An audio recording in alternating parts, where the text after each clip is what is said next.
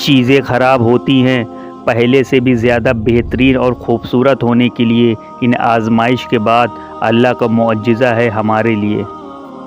کسی کا دل مت دکھاؤ، ان کے آنسو تمہارے لیے سزا بن سکتے ہیں۔ گزرے ہوئے کل کو کبھی یاد مت کرو، لیکن اس سے ملے ہوئے سبق کو کبھی بھولو مت۔ انسان کے الفاظ نہیں بولتے، بس اس کا وقت بولتا ہے۔ حضرت علی رضی اللہ تعالیٰ عنہ فرماتے ہیں، زندگی میں کبھی حالات کے ساتھ سمجھوتا کرنا پڑے تو گھبرانا مت۔ جھکتا وہی ہے جس میں جان ہوتی ہے، اکڑنا تو مردے کی پہچان ہوتی ہے۔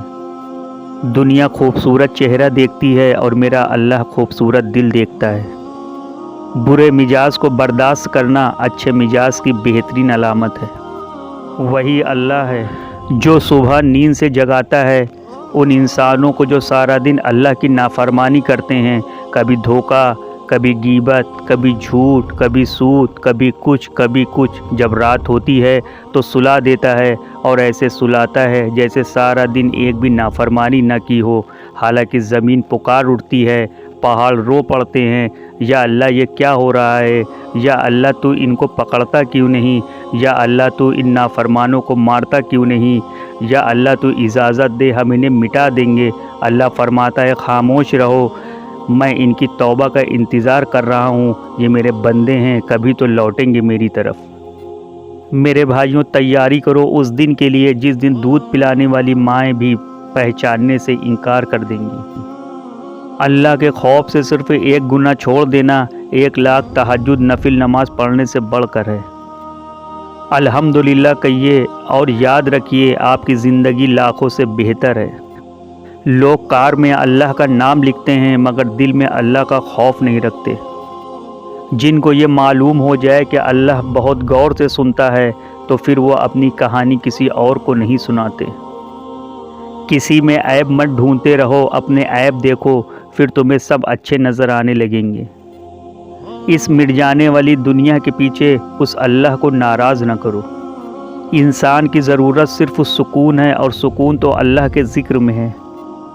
نیکی کے لیے تکلیف اٹھا لیا کرو، کیونکہ تکلیف ختم ہو جائے گی مگر نیکی کبھی ختم نہیں ہوگی۔ دنیا کا سب سے بڑا رزق رات کو توبہ کے بغیر سونا ہے۔ قسمت کو اور دوسروں کو کیوں دوش دیتے ہو؟ جب سپنے ہمارے ہیں تو کوشش بھی ہماری ہونی چاہیے۔ اس انسان کو کوئی نہیں بدل سکتا جس انسان کو خود کی غلطی نظر ہی نہ آتی ہو۔ کھلونا توڑ دیتا تھا میں جب چھوٹا سا بچہ تھا، میرے رونے پہ بھی میری ماں کھلونا جوڑ دیتی تھی۔ سنا ہے ماں سے بھی بڑھ کر تجھے محبت ہے بندوں سے، تو مجھ کو جوڑ دے یا رب، میں خود کو توڑ بیٹھا ہوں۔ کل کی فکر مت کرو، جس رب نے آج تک سنبھال لیا ہے وہ آگے بھی سنبھال لے گا۔ کسی کا دل نہ دکھاؤ کہ وہ اللہ کے سامنے تمہارا نام لے کے رو پڑے۔ دکھ میں کبھی بھی پچھتاوے کے آنسو نہ بہاؤ، بلکہ یہ سوچو کہ تم وہ خوش نصیب ہو جس کو اللہ نے آزمائش کے قابل سمجھا ہے۔ تقدیر کے لکھے پر کبھی شکوہ نہ کیا کرو، تو اتنا سمجھدار نہیں کہ رب کے ارادوں کو سمجھ سکے۔ دل چھوٹا مت کریں، وہ رب دیکھ رہا ہے، وہ رب سن رہا ہے، وہ تمہاری خاموشی میں چھپے درد تک کو محسوس کر رہا ہے۔ بس یقین رکھو اس پر، وہ جواب دے گا اور ضرور دے گا۔ میں قربان جاؤں اس رب پر جو دروازہ بھی وہاں سے کھولتا ہے جہاں سوچا بھی نہیں ہوتا۔ وہ پل بھی آئے گا جس کا آپ کو انتظار ہے، بس رب پر بھروسہ اور وقت پر اعتبار رکھو۔ اگر سکون چاہیے تو رات کی تنہائی میں دل بنانے والے سے دل کی باتیں کر کے دیکھنا۔ جتنا مرضی بھاگ لیں، جتنا مرضی ہاتھ پاؤں مار لیں، مگر کس نے کس کو کہاں کب اور کیسے ملنا ہے یہ فیصلے کہیں اور ہوتے ہیں۔ ہر کسی پر یقین نہ کریں، کیونکہ نمک اور چینی کا رنگ ایک جیسا ہوتا ہے۔ ہماری زندگی میں ان لوگوں کا ہونا ایک نعمت سے کم نہیں جو کسی پریشانی یا دکھ کو صرف سنتے ہی نہیں بلکہ محسوس بھی کرتے ہیں۔